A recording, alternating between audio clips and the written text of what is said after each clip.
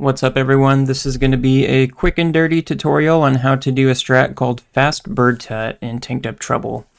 And fast BirdTuT saves roughly 2 seconds, and the idea behind the strat is that whenever you hit the frame on the vulture, it's not always at the same height that you end up when you hit the frame.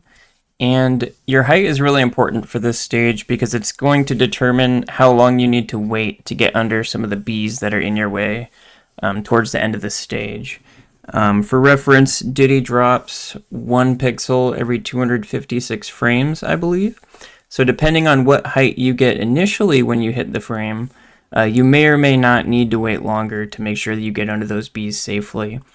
And what fast BirdTuT does is give you cues to use to kind of option select that and tell whether you got a good height from the get-go and you don't need to wait as long, or if you got a bad height and you do need to wait as long. So there's cues to tell if you got a good height or not, and then there's cues to back it up and continue through the stage safely.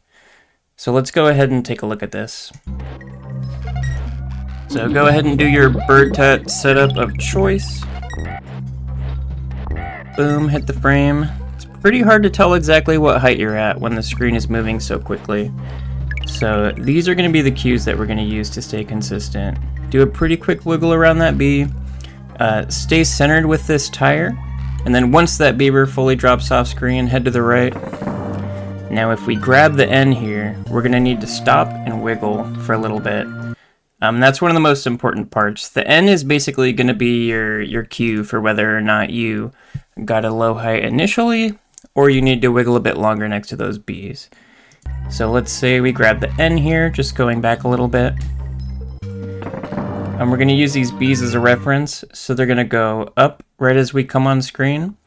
And we're going to wait for them to go up, down, and once they go down and their bodies are fully past the bottom of this oil drum, that's when we're going to be able to move forward again. So let's go ahead and take a look at that cue.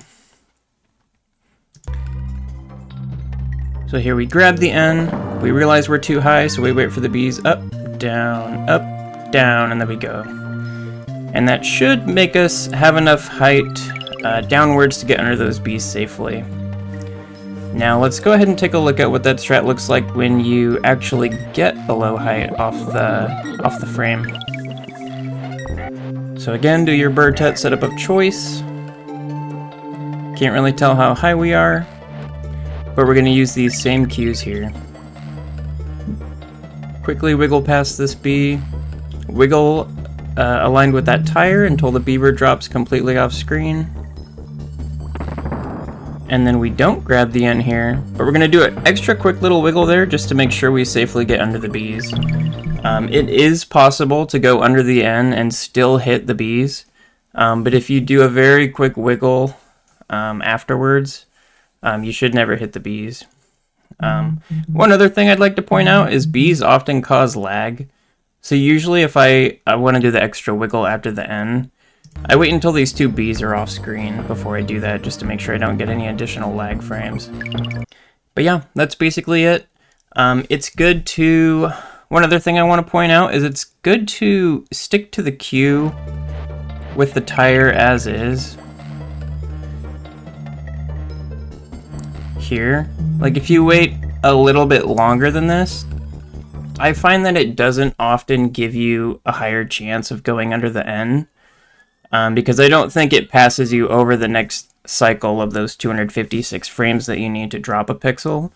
So if you wait like a little bit longer there, you're more likely to get either like a slow version of fast BirdTuT or a slow version of regular BirdTuT. So I'd recommend sticking to the cues. It's possible they could be tightened up a little bit beyond what they are, but so far these work well for me. So yeah, try it out, see how it feels, save 2 seconds. All right, see ya.